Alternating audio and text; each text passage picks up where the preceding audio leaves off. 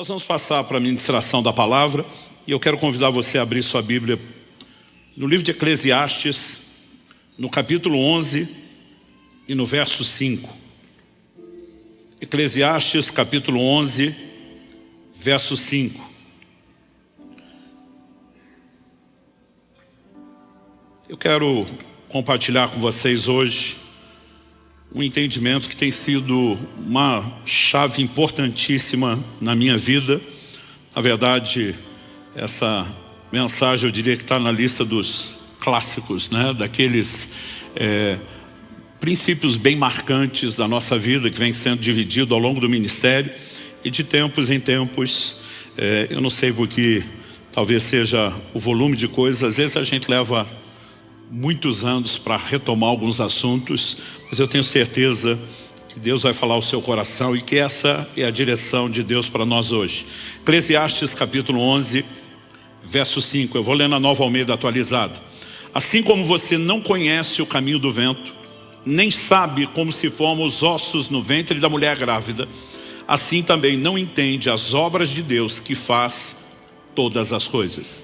Será que você pode repetir esse texto comigo? Só para efeito didático e de memorização. Diga comigo: assim como você não conhece o caminho do vento, nem sabe como se formam os ossos no ventre da mulher grávida, assim também não entende as obras de Deus que faz todas as coisas. Bom, esse texto fala de um Deus que age em todas as coisas, mas que tem um padrão no seu agir. E a comparação é feita com duas alegorias. Primeiro se fala do caminho do vento, depois se fala da formação da criança no ventre da sua mãe. Na versão que eu estou usando, nós temos alternadas aqui algumas expressões e verbos. Assim como não conhece, depois ele diz não sabe, depois ele diz não entende.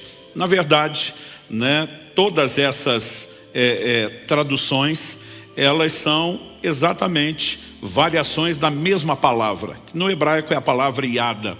Ela em essência significa conhecer, mas um dos seus sentidos e aplicações diz respeito à percepção visual. Agora, o elemento da percepção visual é algo que eu quero destacar nesse nível de conhecimento, não apenas como uma possibilidade de tradução, porque isso seria muito vago para a gente construir essa lógica, mas com a aplicação da própria ilustração. Quando ele fala do caminho do vento, ele está falando de algo real, inquestionável, que temos evidências, mas que acontece fora da vista dos olhos. Então sabemos o caminho do vento, porque em determinado momento a brisa soprando no rosto, né? Ou a gente vendo as folhas das árvores balançando, a gente não só tem evidência, mas sabe até a direção. No entanto, as correntes de ar se alternam o tempo todo. E a gente não sabe, como diz os antigos, onde é que o vento faz a curva, porque esses caminhos se alternam o tempo todo e são invisíveis aos nossos olhos. Ou seja, o exemplo fala de algo real, com evidências, inquestionável, porém invisível aos nossos olhos. O segundo exemplo não é diferente. Assim como não sabe como se formam os ossos no ventre da mulher grávida. Está falando do desenvolvimento da criança no ventre da sua mãe. Esse também é um processo real, inquestionável. Temos evidências. A barriga da mamãe vai aumentando, né, a cada mês. Sabemos que o feto está em desenvolvimento até que chegue a hora em que esteja maduro para o nascimento. Mas o processo acontece fora da vista dos olhos. Agora, se o texto falasse de conhecimento meramente no sentido de informação, a gente diria que essa declaração nem atualizada está mais. Porque hoje nós temos os conhecimentos aí da biologia sobre como se dá a calcificação, a formação dos ossos, mas o processo está fora da vista dos olhos. Ah, pastor, mas nós temos ultrassom, ecografia em cada um, né? Cada uma das duas gravidezes da Kelly, dos nossos dois filhos, nós também pudemos visualizar como estava em momento específico. O processo todo estava fora da vista dos olhos. De novo, algo real, inquestionável, com evidências, porém invisível aos nossos olhos. É depois de usar esses dois exemplos que ele diz assim também, do mesmo jeito, igualmente, semelhantemente, não sabes ou não conheces ou não vês as obras de Deus que faz todas as coisas. A Bíblia sustenta que Deus está agindo em todas as coisas. No entanto, esse agir é invisível aos nossos olhos. tema da minha mensagem hoje é o agir invisível de Deus. E há razões pelas quais Deus decidiu operar de maneira que eu e você não consigamos, vislumbrar exatamente. Às vezes até sabemos o que Ele está fazendo, mas não entendemos o como, não entendemos o quando, E há razões pelas quais Deus decidiu isso. Uma que para mim é bem evidente e inquestionável, diz respeito à fé. Abacuque 2,4 faz uma afirmação que será repetida várias vezes no Novo Testamento, é um dos fundamentos da nossa doutrina, que o justo viverá da sua fé. Todo relacionamento com Deus é baseado em fé. E fé é o quê? De acordo com a própria Bíblia, a convicção daquilo que não se vê. Então é justo que o Deus que nos chamou a relacionar com Ele em fé, nos chame a andar na convicção do que não vemos. Ou seja, Ele não precisa mostrar o que está fazendo para que eu e você creamos na forma dele de operar. Mas há um segundo motivo, e eu não colocaria esses dois como os únicos, mas há um outro motivo, e eu quero colocá-lo aqui como talvez o tópico principal a ser explorado. Eu vou falar muito dessa questão não só de confiança, mas daquilo que Deus quer fazer em nós, mas tem um segundo motivo. Antes de definir qual é o segundo motivo, eu quero já, de fato, apresentar aqui o meu primeiro tópico, que o agir de Deus está além da nossa compreensão. Você pode repetir isso comigo? Diga, o agir de Deus está além da nossa compreensão. Isaías 55, versos 8 e 9, nos diz que os caminhos de Deus são mais altos que os nossos caminhos. Os pensamentos de Deus são mais altos que os nossos. Então Deus tem uma forma de pensar e de se mover além da nossa capacidade de acompanhar. Em 1 Coríntios 2,14, a Bíblia diz que o homem natural, a palavra traduzida natural, psíquico, entregue ao psique sua mente, não entende as coisas do Espírito, e a Bíblia diz porque para ele são loucura. A verdade é que nós não temos capacidade de acompanhar Deus, seu raciocínio, seus movimentos. E não só já não teríamos condições de acompanhá-lo, como Deus não faz questão nenhuma de ficar explicando as coisas ou dar satisfação de tudo que Ele faz. A Bíblia diz em Deuteronômio 29 que as coisas ocultas pertencem a Deus, mas as reveladas a nós e nossos filhos para sempre. Isso significa que nem tudo está revelado, tem coisas ocultas, também significa que nem tudo vai ficar oculto, algumas Deus decidiu revelar, mas exatamente o que será revelado e o que permanecerá em oculto não depende da nossa escolha. Provérbios 25:2 diz que a glória dos reis é esquadrinhar as coisas. E essa afirmação está dentro de um livro que na sua grande maioria foi escrito por Salomão, homem a quem foi atribuído uma sabedoria incomparável, e que tinha conhecimento profundo e dissertava sobre tudo. As pessoas vinham de longe para ouvir sua sabedoria. Principalmente na antiguidade, o trono, o governo de um rei, ele era muito fortemente estabelecido na proporção do conhecimento. Então ele diz, a glória dos reis é esquadrinhar, é explicar. Mas na sequência, no mesmo Provérbios 25:2, ele diz, mas a glória de Deus é encobrir as coisas. Diferente dos reis, Deus não faz questão nenhuma de dizer, gente, eu explico para vocês. Algumas vezes ele está agindo justamente de forma oposta. Eu faço questão de não explicar. E a pergunta que eu e você precisamos fazer é que se Deus tem uma forma de agir além da nossa compreensão, ainda que Ele quisesse explicar e detalhar, e por mais que a gente não acompanhe, Ele acharia alguns elementos didáticos para nos auxiliar, mas esses outros textos sustentam que Ele não faz questão nenhuma de fazer isso. Primeiro, porque nos chama a um lugar de confiança. Mas segundo, eu quero te mostrar um outro motivo. Abra sua Bíblia comigo, se for rápido o endereço, Evangelho de Mateus, no capítulo 16. Jesus está com seus discípulos em Cesareia de Filipe e ele pergunta a eles, quem dizem os homens ser o Filho do Homem? E eles começam a falar, olha, tem gente dizendo que o Senhor é João Batista, outros que é Elias, Jeremias, outro profeta. Jesus falou, e vocês, quem dizem que eu sou? A Bíblia nos mostra que Pedro responde, tu és o Cristo, o Filho do Deus vivo. Quando Pedro responde isso, o que é que Jesus lhe diz? Verso 17 de Mateus 16. Bem-aventurado é você, Simão Barjonas, porque não foi carne e sangue que revelaram isso a você, mas meu Pai que está nos céus. Basicamente, Pedro, você não tinha essa informação. Você foi influenciado por uma intervenção divina, revelação. Você recebeu uma informação do meu Pai. Isso te levou a uma percepção de algo que você não tem. Bem-aventurado é você, palma para você, Pedro, porque ele deu aqui uma bola dentro. Mas não demora para ele dar uma bola fora. Se você olha o mesmo texto, né, quando chega no verso 21, a Bíblia diz, desde esse tempo, Jesus começou a mostrar aos seus discípulos que era necessário que ele fosse para Jerusalém, sofresse muitas coisas nas mãos dos anciãos, dos principais sacerdotes e dos escribas, fosse morto e, no terceiro dia, ressuscitasse. O verso 22 diz, então Pedro, chamando-o à parte, começou a repreendê-lo, dizendo que Deus não permita, Senhor, isso de modo nenhum irá acontecer. Outras traduções dizem, nunca, Senhor, isso nunca te acontecerá. Você consegue imaginar Jesus dando sermão em Pedro? Pedro dando sermão em Jesus, repreendendo Jesus? Eu fico imaginando a cena como se fosse hoje. Que isso, Jesus? Pensamento positivo? Levanta a cabeça. Né? Para com isso. E eu fico imaginando a cara de Jesus, com vontade de dizer, sabe de nada, inocente. Mas o que ele disse está no verso 23. Jesus, voltando-se, disse a Pedro, saia da minha frente, Satanás. Você é para mim uma pedra de tropeço, porque não leva em consideração as coisas de Deus, e sim as dos homens. Outras traduções dizem, não pensa nas coisas de Deus, mas nas dos homens. Outro dia alguém falou, pastor, Jesus chamou Pedro de Satanás? Não. Jesus reconhece que de novo Pedro se expôs a uma outra influência. Só que agora ele sintonizou em outra estação de rádio, né? É outro emissor. A primeira revelação vem de Deus.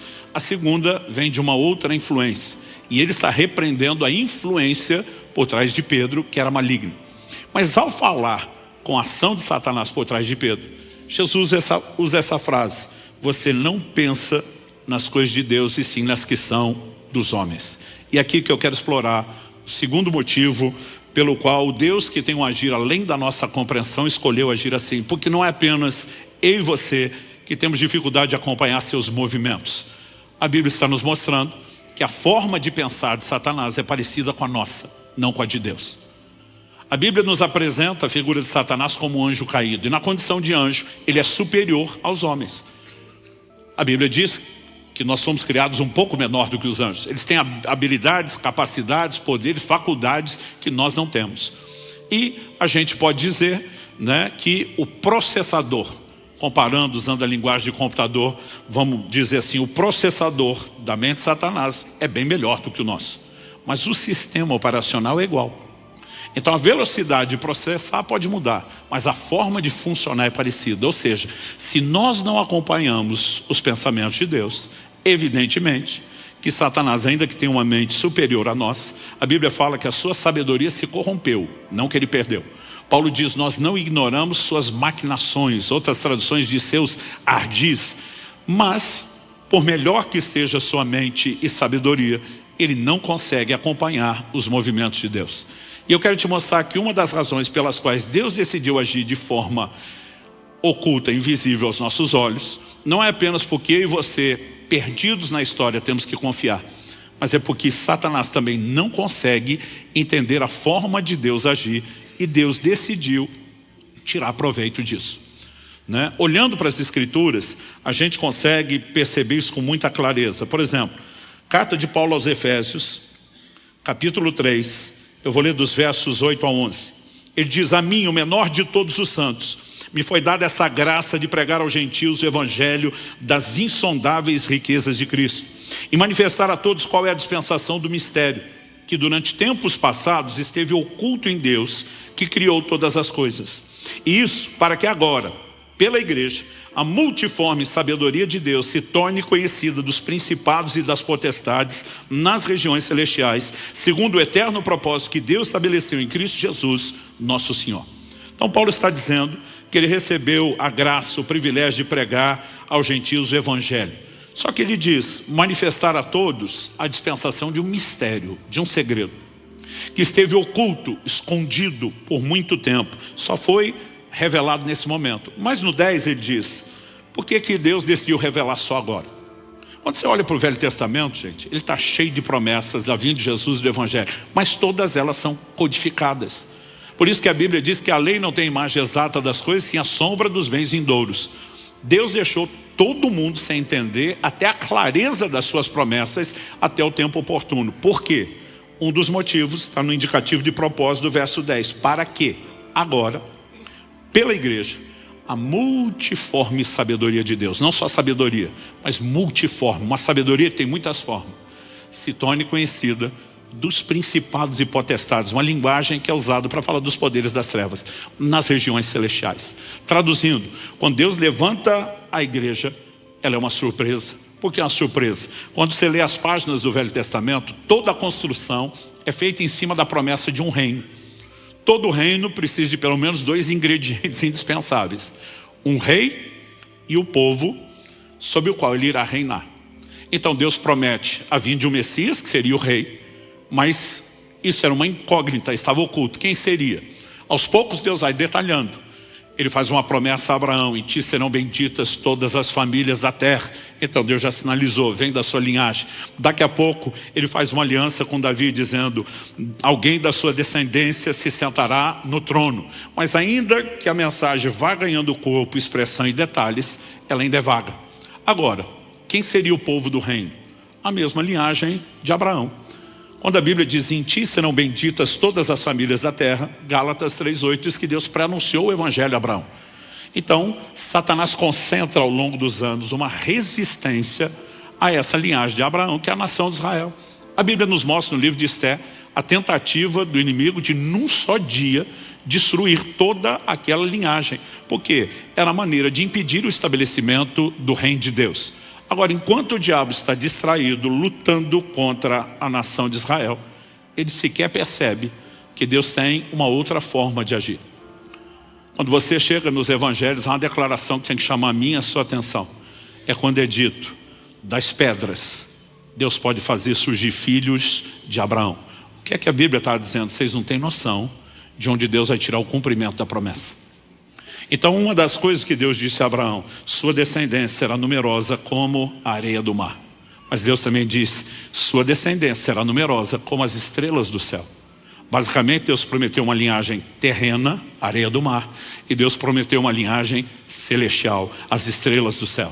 Em Gálatas, no capítulo 3, Paulo explica detalhadamente quem são os filhos da fé de Abraão, que isso inclui os gentios, os não-judeus. João capítulo 1 nos diz nos versos 11 e 12, Jesus veio para o que era seu, sua linhagem, mas os seus não receberam. A Bíblia diz: mas a todos quantos o receberam, deu-lhes o direito de serem feitos seus filhos. Ou seja, quando Deus traz a igreja, Ele está mostrando aos principados e potestades sua multiforme sabedoria. Ele está dizendo, jogando na cara do diabo e os seus súditos: vocês gastaram o tempo se opondo a um povo, e o povo que está estabelecendo o reino é algo que vocês nem esperavam. Então, o que eu enxergo ao longo das Escrituras, e esse é o segundo tópico que eu quero compartilhar com você, é que Deus acaba colocando o diabo para trabalhar para ele. Satanás a serviço de Deus, né? Passou o diabo empregado? Não. Ele é um parceiro, não voluntariamente, mas porque fica no escuro e na ignorância, suas tentativas de se opor a Deus são sábia e soberanamente usadas por Deus em benefício de Deus e contra o próprio reino das trevas. Eu lembro, quando era garoto, ainda adolescente, de ouvir uma frase da irmã Valnice Milhomes que eu nunca mais esqueci. Ela diz: assim como nós armamos ratoeiras para pegar ratos, Deus arma sataneiras para pegar Satanás, né? Ele joga algumas iscas e ele vem com tudo para cima delas. Então, por exemplo, eu mencionei essa questão da igreja não ser claramente vista, mas quando nós falamos da própria vinda do reino, qual era o conceito, né, do Messias? Na cabeça de todo judeu do Antigo Testamento, o Messias seria um general de guerra que estabeleceria um reino natural. Por que todo mundo pensava isso? Por causa da profecia do livro de Daniel. O sonho de Nabucodonosor, no capítulo 2, diz que ele sonha com uma grande estátua. Essa estátua era composta de 4 tipos de metais diferentes: a cabeça de ouro, o peito e os braços de prata, o ventre de bronze, mas as pernas de ferro. Uma pedra era cortada assim ao auxílio de mãos, atingia a estátua nos pés. Ela era feito pó, levada pelo vento. Aquela pedra que destruiu a estátua crescia, se tornava uma montanha que enchia toda a terra. Daniel vai interpretar o sonho que o rei tem. Primeiro ele revela o sonho, que o rei nem lembrava, e depois interpreta. Ele diz: a estátua que você viu, é composto de 4 metais diferentes. E diz, a cabeça de ouro é você, ó rei. Ele está falando com quem? Com o imperador de Babilônia, que foi o primeiro império de proporção mundial. Nunca antes na história da humanidade alguém governou o mundo de seus dias. Babilônia foi o primeiro império mundial. Mas ele diz, depois de ti virá um reino inferior ao teu, ou seja, a mudança de metal era mudança de reino. E o mesmo livro de Daniel nos mostra o que você deve ter estudado na história, né? Quem sucede Babilônia e estabelece o segundo império mundial foram os Medo-Persas, que por sua vez foram sucedidos pela Grécia de Alexandre o Grande, que por sua vez foram sucedidos pelo Império Romano, o último império de proporções mundiais. Quando a Bíblia diz que uma pedra é cortada sem auxílio de mãos, fala de algo que não tem interferência humana, mas divina. E a pedra é largamente usada na Escritura como uma das figuras que aponta para o Messias. A pedra que os edificadores rejeitaram, a pedra de esquina, a pedra angular, e a lista vai longe. Essa pedra vem e atinge a estátua onde? Nos pés, que eram do quê? De ferro. A profecia estava dizendo quando o Messias iria, nos dias do 4º império. É por isso que quando Jesus surge, uma das primeiras mensagens é: o tempo está cumprido e o reino de Deus chegou. Ele está dizendo, eu sou o cumprimento da pedra esperada que vem nos dias do 4º império. Agora, a profecia dizia que ele ia bater na estátua, esmiuçar aquilo tudo. Ou seja, Deus está dizendo, eu vou acabar com essa brincadeira dos homens governarem a terra. Eu vou colocar fim ao reino dos homens. E a pedra, que era Cristo, ela enche, aumenta, se torna uma montanha e enche toda a terra. Deus está dizendo, vou estabelecer o meu próprio reino e governo. Então, quando os discípulos começam a andar com Jesus, eles não estão esperando a princípio um reino espiritual. Por que você acha que Tiago e João diz para ele, Senhor, quando te assentares no trono da tua glória, permite que a gente sente um à direita e outro à esquerda? Ele está dizendo, quando o Senhor for governar o mundo, deixa a família com a faca e o queijo na mão, um ministro do planejamento, o outro ministro da fazenda. Essa era a percepção que eles tinham. Aliás, Jesus tem que explicar para eles. O reino de Deus não vem com aparência exterior, né? Não adianta dizer ele aqui ou ele ali. O reino de Deus está dentro de vós. Ele começa a falar de um cenário onde o reino seria estabelecido no plano espiritual primeiro. Nós vemos todas essas profecias e promessas de um reino físico. Essas, por sua vez, vão se cumprir na segunda vinda de Cristo, mas não na primeira. Então, assim, nada disso pode ser previsto. Então, quando Jesus chega, tem toda aquela expectativa, o diabo faz de tudo para tirar Jesus do cenário. A Bíblia diz que o próprio Satanás entrou em Judas. É o único caso na Bíblia onde você vê uma possessão do próprio Satanás, o líder de todo o reino das trevas. Essa ele não terceirizou. Acho que ele estava naquele modo, quer que seja bem feito, faça você mesmo, né? É a única vez, porque é uma batalha sem precedentes. Agora, o que ele não sabia e não entendia é que esse Messias, antes de estabelecer um reino físico, estabeleceria um reino espiritual. E para isso, tinha que começar com a morte, a sua expiação, porque sem derramamento de sangue não há remissão de pecados. O diabo, tentando impedir o Messias, empurrou Cristo para a cruz e consumou o sacrifício de Deus que todos nós precisávamos. Grande opositor, ele garantiu que eu e você fôssemos redimidos. Agora, Cristo ressuscita, ele descobre que não conseguiu parar o povo do reino. E que toda tentativa, o rei do reino, e que toda tentativa de parar o povo do reino, enquanto ele concentrou o ataque na nação de Israel, ele descobre que agora o povo do reino é a igreja. Então ele vira o canhão para a igreja. Atos 8, verso 1, diz que uma grande perseguição se levantou contra a igreja. E aquela igreja de milhares e milhares de crentes, a Bíblia diz, todos foram dispersos, a não ser os apóstolos. Você imagina isso? Que da noite para o dia, né? Aquela igreja de milhares e milhares de pessoas ficou com 12 líderes, que não tem mais ninguém, porque todo mundo fugiu para salvar o coro. Agora, Deus deu uma ordem que a igreja não estava cumprindo. Atos 1:8. Recebereis poder ao descer sobre vós o Espírito Santo. Sereis minhas testemunhas. Onde? Judeia, Jerusalém, Judeia, Samaria, até os confins da terra. Deus está falando de uma progressão geográfica. Para você entender, aqui a gente poderia dizer Curitiba, região metropolitana, Paraná e Brasil. Ele está ampliando. Só que esse povo prega o evangelho de Jerusalém. O povo da Judéia vem até eles, mas Samaria, os confins da terra, ó, os anos se passam e nada. Só quando a perseguição veio, porque agora o diabo está tentando parar a igreja, a Bíblia diz que por onde fugiam, eles começaram a anunciar o evangelho. Então agora o evangelho vai entrar em Samaria, será espalhado, né, muito além. E o diabo, tentando parar a igreja, se tornou o primeiro agente missionário da história da igreja. Mais uma sataneira diante dele, né? Olhando para as Escrituras, gente, nós precisamos de fato entender e compreender essa verdade. O diabo não está fora de controle. Os crentes às vezes estão dando poder demais. Não podemos, como Paulo diz, ignorar seus ardis, suas maquinações, não podemos deixar de vigiar, não podemos brincar, mas alguns estão dando mais força e poder do que ele de fato tem. Martinho Lutero, o grande reformador, dizia: o diabo é o diabo de Deus. Eu gosto do exemplo de que ele é como um cachorro na coleira. Ele só vai até onde o tamanho da corrente permite. Sua esfera de ação tem limites. E quando chegar a hora certa, Apocalipse 20, de 1 a 3, o apóstolo João diz: eu vi descer do céu um anjo, um só, e prender a Satanás por 1000 anos.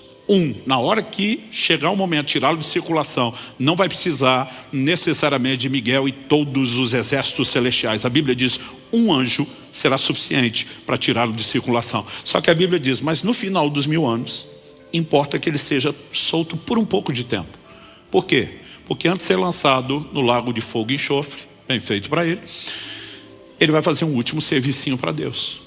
Nós precisamos entender que Deus, na sua grandeza e soberania, consegue extrair lucro disso. E é quando você entende esse desenho que talvez faça sentido algo que para mim foi muito difícil compreender. O que eu quero chamar de permissões divinas para ações satânicas. No livro de Jó, nós vemos um cenário onde claramente o diabo toca a vida de Jó, que era um homem de Deus e abençoado. Em Jó, no capítulo 3, no verso 25, ele diz: aquilo que eu temia me sobreveio, o que eu receava me aconteceu. Eu pegava essa fala de Jó, ele dizia: Jó é o responsável por tudo que lhe aconteceu, porque a partir do medo ele deu espaço para Satanás. O medo é inquestionavelmente uma fé ao contrário, é a convicção de que algo ruim vai acontecer. Mas eu gostaria de dizer que foi o diabo, que foi Jó que deu lugar ao diabo, porque a única outra opção não é agradável para nós. O diabo só pode tocar em alguém com permissão, ou da própria pessoa, ou de Deus. Um dia uma pessoa me aborda e diz: Luciano, você honestamente vai tentar sustentar essa versão, que foi o medo de Jó, única e exclusivamente? Olha o que Deus diz no capítulo 1, jogando na cara do diabo: viste meu servo Jó, não há ninguém justo, irrepreensível como ele na terra. Deus chamou o cara de irrepreensível. E você está tentando botar defeito nele? A verdade é que quando você elimina a possibilidade de Jó ter aberto a porta, só tem um. Quem foi? Deus. E o texto diz isso, quer você goste, quer não. Quando Deus elogia Jó, o diabo diz também: você abençoou o cara, abençoou as obras das suas mãos e o cercaste com uma sebe. Sebe significa um muro de proteção. O diabo está dizendo para Deus: além de abençoar o cara, deixar ele todo feliz e contente, o Senhor o protegeu para que eu não toque. O diabo diz: me deixa tocar para ver se ele continua fiel. Então Deus remove um nível da proteção e diz: você pode ir até aqui, além disso você não vai. Começam as perdas materiais. Num segundo instante Deus diz: toca no corpo, mas não tira a vida. Gente, eu lia isso, eu ficava apavorado de pensar que foi Deus. Porque a vontade era dizer para Deus: não, não é assim que o Senhor é Deus. O Senhor ganha para proteger a gente, não para entregar a gente para o inimigo. E a gente tem isso de querer dar sermão para Deus. Daqui a pouco eu vou contar a história da crise que eu passei em relação a isso. Só que quando você olha para o texto e vê a permissão divina, isso dá um baita no conflito na cabeça da gente. Agora, se fosse o único texto, a gente iria assim que está obscuro. Mas o padrão vai se repetindo ao longo das Escrituras. Se você puder me acompanhar, Lucas 22, versos 31 e 32, tem uma conversa de Jesus com Pedro, que na linguagem dos meus amigos carioca é no mínimo sinistra. Os dois estão conversando. Jesus fala assim: Simão, Simão, Lucas 22, eu vou ler o 31 e 32. Eis que Satanás pediu para peneirar vocês como trigo. Eu gosto de ler a Bíblia me colocando dentro da história, me imaginando na situação. Eu imagino se sou eu, Pedro.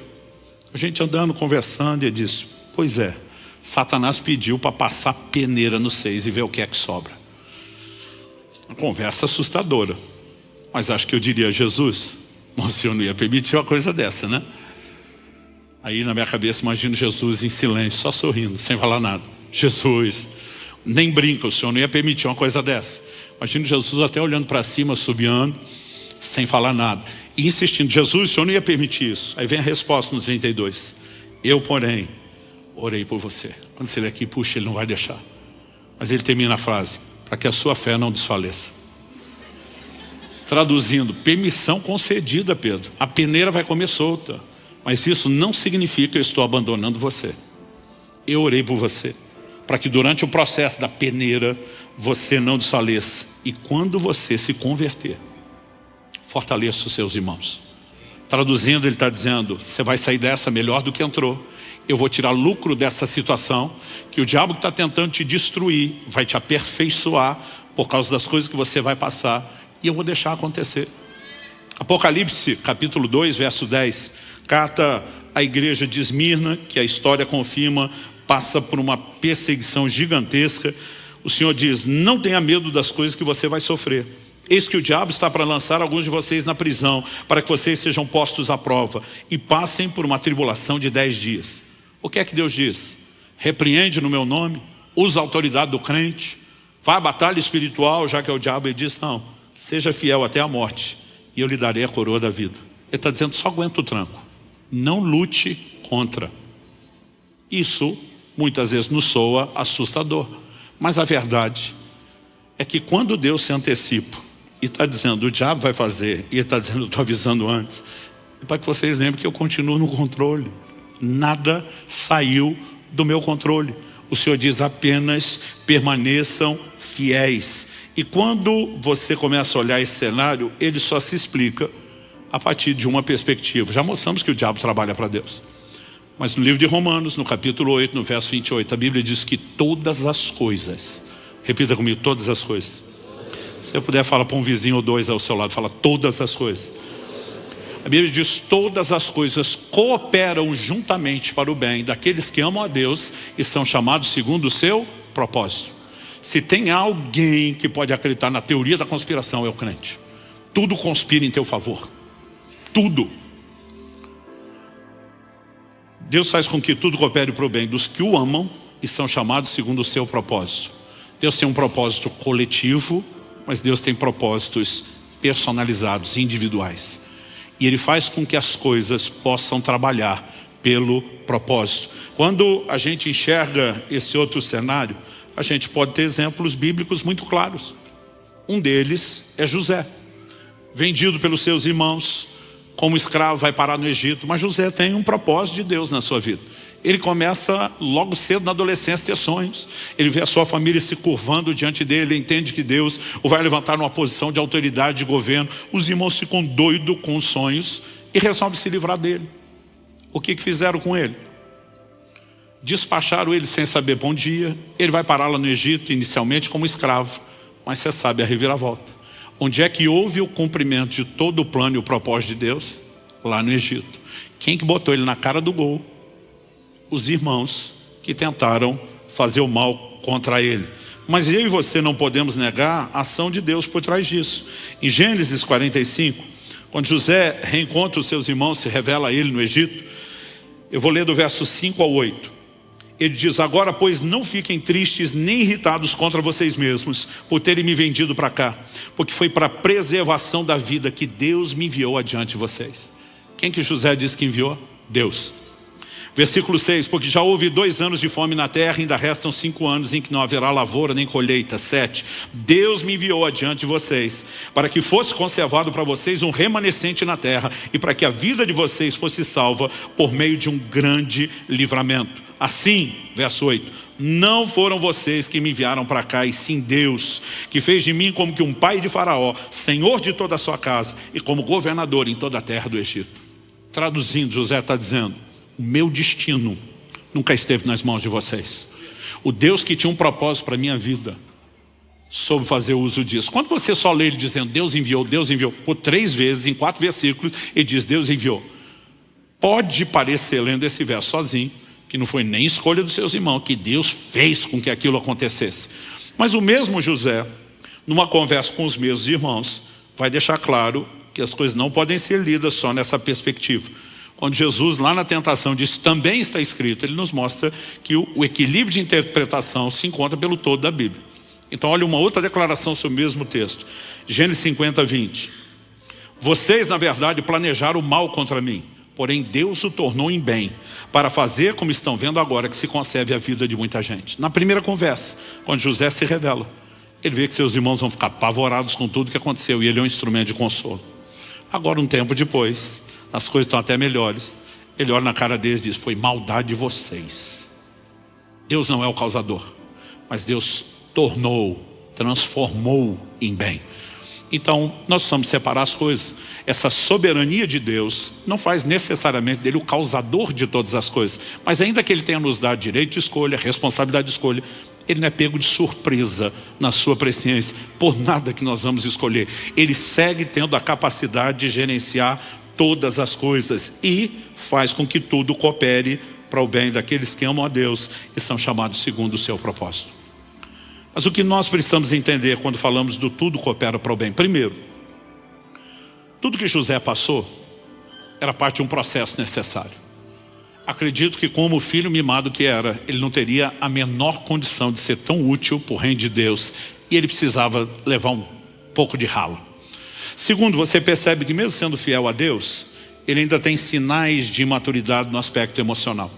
Quando ele interpreta o sonho para o copeiro que está preso com ele, e sabe que em 3 dias o copeiro será livre, tem acesso ao faraó, que é o líder da maior potência mundial dos seus dias, e diz: quando você sair daqui, lembra de eu, né? Lembra de mim diante de faraó, o cara que te ajudou, que te deu uma palavra de consolo. Não esquece de mim, é a única coisa que eu te peço.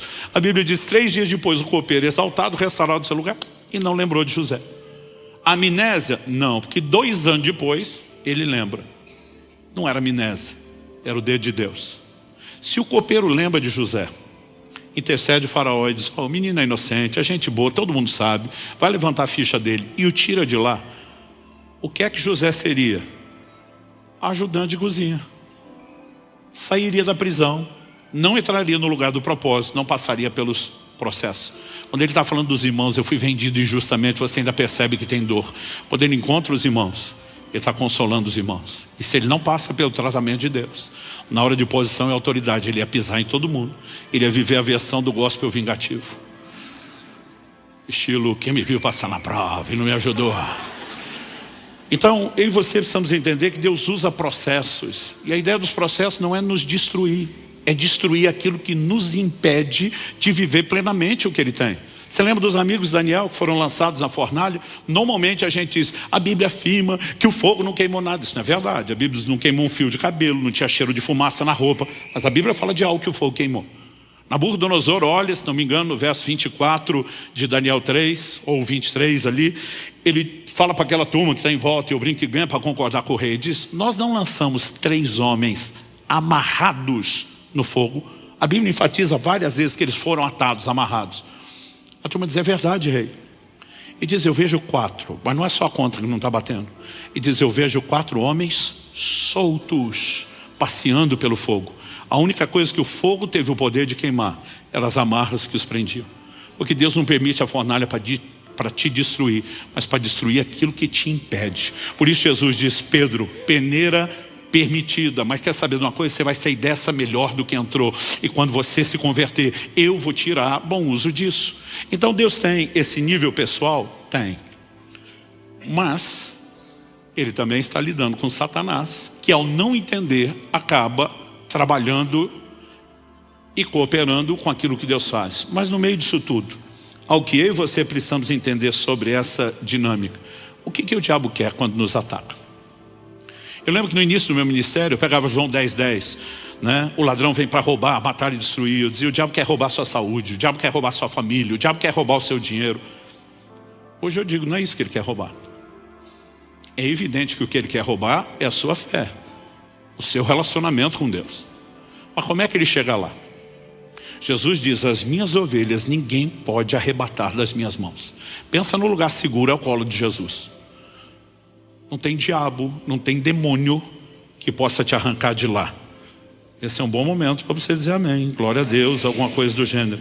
Como Paulo diz em Romanos 8, 38 e 39, porque estou bem certo de que nem a morte, nem a vida, nem os anjos, nem principados, nem as coisas do presente, nem do porvir, nem altura, nem profundidade, nem qualquer outra criatura poderá nos separar do amor de Deus, está em Cristo Jesus. Ele diz, ninguém vai arrancar você da minha mão. Então não tem diabo para te tirar de lá, mas o diabo sabe que você não é um prisioneiro, um refém do amor de Deus. E ele sabe que a hora que você quiser, você desce do colo. Agora, nenhum de nós é besta de largar esse lugar bom simplesmente para se expor. Então qual é o jogo do diabo? Trabalhar fomentando o engano e nos colocar contra Deus, para que, aborrecidos com Ele, a gente se afaste. E quando a gente se afasta, esse é o momento que Ele consegue nos tocar. Então, quando alguém não tem o conhecimento correto de Deus, na hora da dor das circunstâncias, ele pode se voltar contra Deus. Você lembra da mulher de Jó? Amaldiçoe seu Deus e morre. Agora, quem tem o entendimento correto de Deus, como Jó, não vai agir da forma como ela agiu. Ainda vai falar o que ele falou. E eu brinco que o que ele falou, muito marido já quis falar para a sua, e vice-versa. Você fala como uma louca. Ele vai usar frases como, ainda que ele me mate, eu louvarei. Mas Jó acha que Deus quer matar? Não. A ideia é muito mais, pode parecer que ele está matando. Mas ele também vai dizer, eu sei que o meu Redentor vive e que ele há de se levantar sobre a terra. Agora, quando você está no modo mulher de Jó e se indispõe e se afasta de Deus, você se torna uma presa fácil, uma presa vulnerável. Agora, quando eu e você aprendemos a confiar em Deus, o jogo é outro. Então assim, quando você olha ao longo da história e percebe o sangue dos mártires, tantos morreram pela fé, você fica pensando, mas o martírio só fortalece uma causa, qualquer que seja. E com o evangelho não foi diferente. Por que que o diabo se levantou contra os crentes? A ideia nunca foi matá-los. O livro de Hebreus fala a respeito daqueles que ele escravizou por medo da morte. O que ele queria que diante da ameaça, alguns amando mais a própria vida, recuasse e desistisse de Deus. Mas quando eu e você vamos até o fim, até as últimas consequências, o diabo não ganhou, ele perdeu. É por isso que Apocalipse diz, eles o venceram pelo sangue do Cordeiro, pela palavra do seu testemunho, porque não amaram suas vidas até a morte. Quando existe nada que nós amamos mais do que o Senhor, nem mesmo a própria vida, eu e você não seremos presa de nenhuma dessas manobras emocionais de Satanás. Porque a intenção dele é nos colocar contra Deus. Eu me lembro, hoje é dia 25 de agosto, dia 23 de agosto, 31 anos atrás, de 1993, eu tive um acidente de carro que me trouxe uma crise assim de fé sem precedentes. Eu não só perdi o carro que eu tinha acabado de trocar e pensei, quando chegar em Curitiba eu faço seguro. Era uma viagem de Campinas, onde eu morava, para Curitiba, estava de mudança. Eu não só perdi o carro, toda a minha mudança está dentro do carro, perdemos tudo. O que não estragou no acidente foi roubado enquanto o carro estava lá na estrada e a gente era atendido. Eu me descubro no hospital com a roupa do corpo rasgada e ensanguentada e outras coisas acontecendo na minha vida onde tudo parecia estar desmoronando. Guardadas as devidas proporções, eu só conseguia me lembrar de Jó. E aí o questionamento começa. Eu não tinha dúvidas de que Deus interferiu e guardou minha vida naquele acidente. Porque os enfermeiros, médicos, não crentes ficavam falando isso o tempo todo. Teu santo é forte, alguém lá em cima vela por você. E eles ficavam me dando detalhes. Eu lembro de um dos enfermeiros dizendo, meu amigo, nós tivemos que reconstruir mais de metade da sua pálpebra. Ele diz, não tem ângulo de nada pontudo que rasgue isso, que não tocaria no globo ocular. Sua visão está protegida, seu olho está intacto, é um milagre. Né? O próprio médico me mostrou a tomografia. Ele diz, olha isso aqui. Né? E ele falou, pela tomografia nós medimos a intensidade das pancadas. O carro caiu numa ribanceira, né? Mas eu de cinto, não fui projetado para frente nem para fora do carro, mas um movimento da lateral, né? Enquanto o carro pulava, eu desci batendo a cabeça na coluna do carro. E ele falou, olha isso aqui. Né? Dificuldade para distinguir massa branca e cinzenta, lesão nas partes moles. Ele falou, só que a Bíblia virou quase um liquidificador, ele brincou. Né? Ele falou, agora, isso mostra a intensidade da pancada. Ele falou, agora o lugar, que é onde está machucado, é justamente a fonte. Ele falou, esse tipo de pancada, com a fragilidade desse lugar, não combina. Eles não me deixavam dormir por 2 dias, com medo de eu entrar em coma. Né? Mas eles diziam, alguém guardou você. Enquanto todo mundo está falando de milagre, eu dentro de mim estou dizendo, Deus, milagre por milagre, já que o Senhor fazia um, porque não arrumou o carro na estrada. Deixou cair lá embaixo para dizer, ó, te guardei para você não morrer. Não era só arrumar o carrinho lá em cima e não precisar perder carro, ser roubado, passar por todo esse sofrimento? Ou será que só eu já tentei ensinar Deus como ser Deus? O questionamento. O pior não era só o questionamento de por que o Senhor deixou chegar lá para me guardar. Eu dizia, Deus, certeza que esse acidente é coisa do Satanás. Mas eu dizia para Deus, nós dois sabemos que o diabo só toca com permissão. Ou nossa ou sua. Efésios 4:27 diz, não deis lugar ao diabo. Isso não significa que você acorda amanhã, tomar de insanidade, preenche um documento, vem por meio desse autorizar o miserável de Satanás fazer o devasto da minha vida.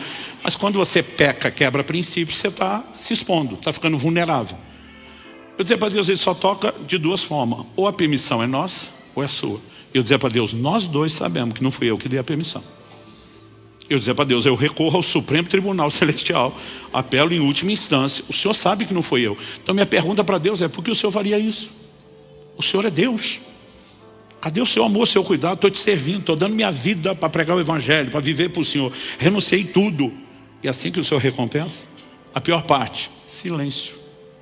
Pensa em algo difícil para mim, é o silêncio. Em novembro agora, Kelly e eu vamos completar 29 anos de casado. Desde que eu casei, eu falo para ela, se você me ama, discute comigo. Então às vezes eu dizia, amor, eu acho melhor fazer isso, tá bom. Eu dizia, tá bom nada, defende seu ponto de vista. Vamos, né, ventilar esse negócio até ter certeza. Não é o jeito que eu quero, nós temos que esgotar tudo. O silêncio para mim é terrível. Eu dizia para Deus, fala alguma coisa. Nada, silêncio. Durante 1 ano e 3 meses, silêncio. Ameacei fazer greve, parar o ministério, fiz um monte de coisa, o silêncio continuava. Até o dia em que eu fui ordenado ao ministério pastoral, novembro de 94. Uma das coisas que esse acidente fez, foi que ele me fez sair da agenda de um ministro itinerante e aceitar o convite para pastorear uma igreja recém-formada e que tinha ficado sem pastor lá em Guarapuava. Depois de quase 1 ano, à frente da igreja, sendo observado, provado, experimentado, os pastores com quem andávamos juntos foram, né, nos estabelecer. Momento de imposição de mãos, de reconhecimento ministerial como temos. Quem eram os 3? Pastor Tomás, que está aqui conosco hoje, né? Pastor Francisco, que serviu nessa casa há muitos anos, já está com o senhor, e pastor Miguel Piper, também muito conhecido nessa casa, que já está com o senhor. Os 3 impuseram as mãos, começaram a dar palavras proféticas. Foi um negócio para mim muito marcante. Mas o Francisco deu uma palavra que virou minha vida ao avesso.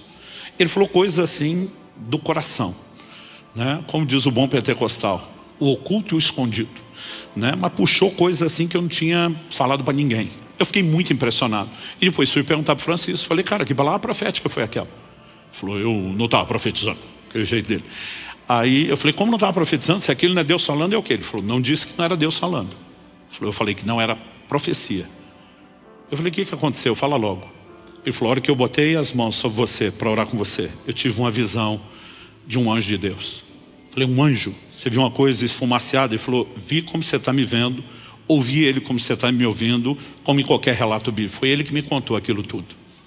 E basicamente, quando o anjo apareceu, se apresentou de maneira formal para ele, disse, fui enviado da parte do Deus Altíssimo, Todo-Poderoso, porque disse, Francisco, você tem uma preocupação muito grande com esses ministérios. Era eu e outros 2 estávamos sendo estabelecidos. Hoje eu entendo a preocupação do Francisco. Eu brinco que hoje nem eu ordenaria o eu mesmo daquela época ao ministério. 20 anos de idade, solteiro, imaturo, né? Imagino que ele deveria estar com o coração na mão, na boca. Mas o anjo fala assim, o Senhor te faz saber que eles estão nas mãos dele. Ele está cuidando deles. Eles estão no lugar certo, na hora certa, fazendo a coisa certa. Isso tranquilizou ele.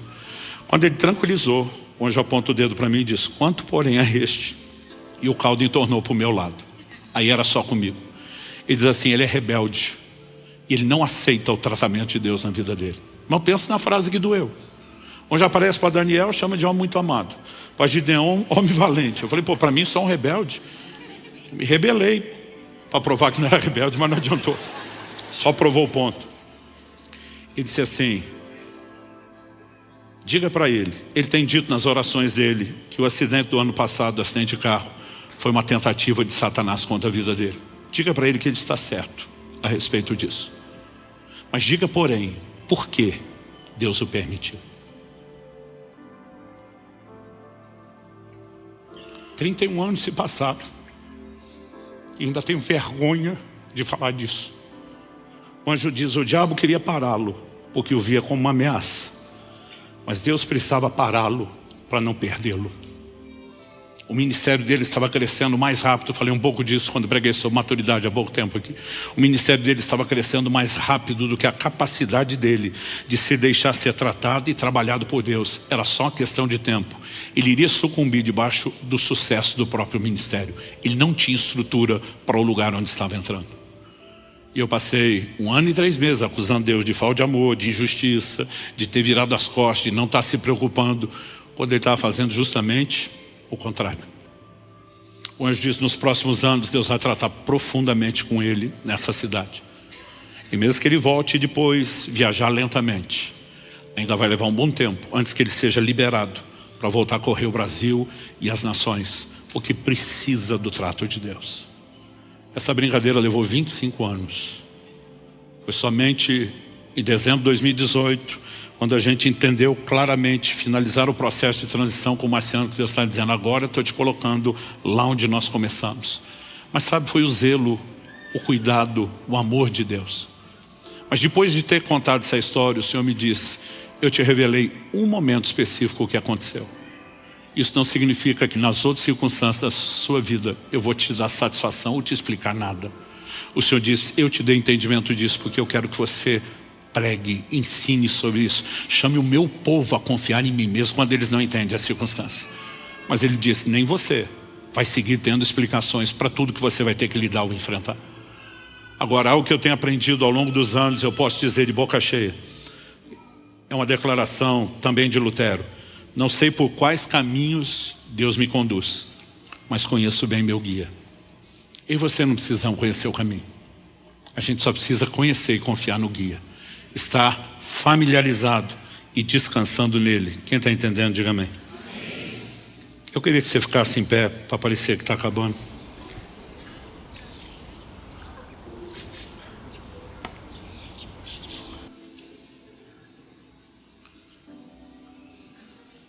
Quando eu era garoto, se falava muito no meio cristão de um poema que nós apelidamos de Pegadas na Areia. O título original era Hoje Eu Tive um Sonho.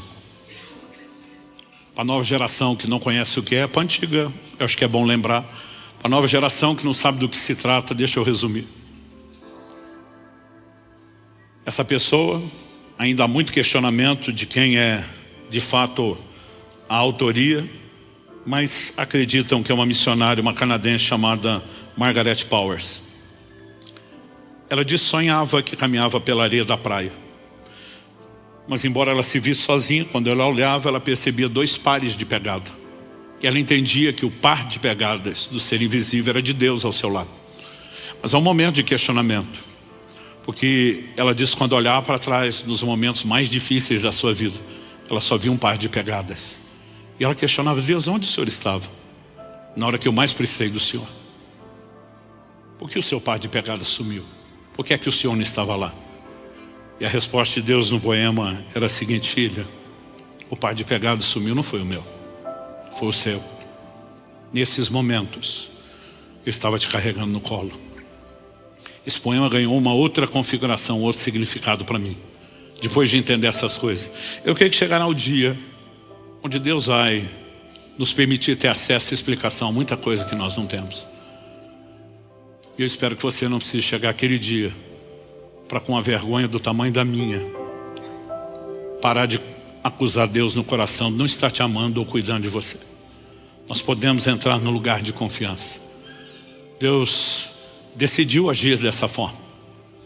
E Ele fez questão de avisar, assim como não sabes o caminho do vento, nem como se fomos ossos no ventre da mulher grávida, assim também não sabes as obras de Deus, que faz todas as coisas. Deus está dizendo, você não está vendo, não é porque eu não estou agindo, é porque o meu agir é invisível aos seus olhos. Às vezes Ele pode falar o que está fazendo ou o que vai fazer. Nós ainda temos dificuldade para entender o como e o quando. E nós vamos ter que andar nesse lugar de confiança. Mas hoje eu não vim só provocar a sua fé. É lógico que nós precisamos confiar em Deus, entender a soberania e a grandeza de Deus. Eu gosto de tocar nesse assunto para tributear um pouco em cima do diabo também. Mas Deus quer nos chamar a um lugar de resposta. Essas circunstâncias que nós não entendemos, elas são bem usadas e gerenciadas por Ele de uma forma maior do que nós imaginamos. A igreja fala pouco dos processos, dos tratamentos de Deus. E nós precisamos entender o quanto essas coisas são necessárias. Isso não significa que ele deixou de amar, não significa que ele deixou de cuidar. E eu creio que nessa manhã ele não quer só fortalecer a sua fé. Algo que eu sempre percebo quando Deus me dirige a tocar nesse tipo de assunto. Em primeiro lugar, eu sempre vejo uma unção diferente que envolve o ambiente e as pessoas. Mas eu fico me lembrando de 2 Coríntios 1:4, quando Paulo diz: com a mesma consolação com que nós somos consolados, nós consolamos os outros. E de alguma forma parece que aquilo que Deus fez transborda. É como se Deus, em momentos como esse, também ligasse um lugar de percepção e discernimento em mim. E às vezes é difícil para mim gerenciar isso enquanto eu falo, porque é como se um radar no meu espírito fosse ligado. E eu consigo perceber a dor de muita gente. Gente em questionamento. Gente que o diabo está tentando explorar, que questione o amor de Deus e saia do colo de Deus. Eu quero lhe implorar, não deixe esse lugar. Permaneça nesse colo, nesse lugar seguro, entendendo ou não entendendo. Porque o que o diabo quer é que você duvide de Deus, é que você se volte contra Ele, é que você se entristeça contra Ele. Mas o que Deus espera é que você confie. O caráter dele está acima de qualquer suspeita. Ele é fiel, jamais será infiel. Ele é justo, jamais será injusto. Ele segue sendo o mesmo. E nós podemos e devemos entrar nesse lugar de descanso. A Bíblia diz: nós os que cremos entramos no descanso. Existe algo pesado, dolorido dentro de muitos de nós, precisa sair quando nós cedemos a esse lugar de descanso. E eu creio que nessa manhã Deus quer trazer esse toque. Ele quer que você entenda que a única razão dele estar permitindo esse fogo é para queimar as amarras que te prende, não é para destruir você. É para poder dizer, quando você sair dessa, melhor do que entrou, porque eu não te abandonei, estou intercedendo por você. Gente, eu amo quando descubro que tem gente orando por mim. Eu ouço isso o tempo todo. Naquela ocasião do acidente, nós não tínhamos internet, essas informações. Eu recebi tanto telefonema, aconteceu algo na tarde do dia tal. Eu perguntava por quê. As pessoas diziam: Deus me fez parar tudo para orar por você, a sua vida. Era a tarde do acidente. Eu me lembro de uma ocasião que eu estava no Mato Grosso, acho que no Mato Grosso do Sul. Entro num voo às 3 da manhã, algumas dessas aviações não tem mais hoje, Varig ou VASP, alguma dessas. Eu entro no voo e eu começo a ter uma inquietação que eu nunca tive. É uma impressão dentro de mim que aquela aeronave vai ter um problema sério. Eu falo: Deus, eu sempre estou descansado no Senhor, no seu propósito. Mas se isso é um alerta, não adianta apenas eu levantar e sair, porque se é um alerta é o resto do povo. E eu começo a orar e interceder. Se vai haver algum problema, não deixe essa aeronave sair do chão. E ela não saiu. Pediram para a gente descer, necessidade de uma manutenção imediata. E das 3 da manhã nós saímos só às 9h30. Por que eu estou dizendo isso? Quando finalmente voltei para casa, a filha do Ney, pastor que está à frente de Irati, na época nós estávamos baseados lá ainda antes de vir para cá. Ela tinha acordado às 3 da manhã, foi chacoalhar o pai na cama. Eu disse: pai, levanta. Deus está dizendo que nós temos que orar pelo pastor Luciano agora. Você vai me dizer que é coincidência? Eu fico feliz quando eu ouço que tem gente intercedendo. Mas você sabe quem é o nosso melhor e infalível intercessor? O livro de Hebreus diz que Cristo vive para interceder por nós. Ele disse para Pedro: eu roguei por você. E nesse exato momento, agora, enquanto falamos, está diante do trono, clamando para que você não desanime, para que você não sucumba à pressão, para que você seja fortalecido, para que você continue. Eu gostaria que você colocasse sua vida diante de Deus, dizendo: Senhor, eu não quero sair daqui só com informação, eu não quero sair daqui só motivado emocionalmente. Eu clamo uma descarga sobrenatural na minha fé, a compreensão que vem pela palavra. Eu clamo teu toque de consolo. Fala com Deus do seu jeito, da sua maneira. Eu vou orar por você, mas mais importante do que ouvir minha oração é que você faça a sua. Você que nos acompanha pela transmissão, ou mesmo posteriormente por meio dessa palavra gravada, nesse momento, aonde você estiver, eu creio que Deus fará algo por você e pelo seu coração também. Pai, eu abençoo meus irmãos e irmãs. Eu oro que aquilo que o Senhor começou nesse momento, pela ministração da palavra, não se limite somente ao tempo dessa reunião.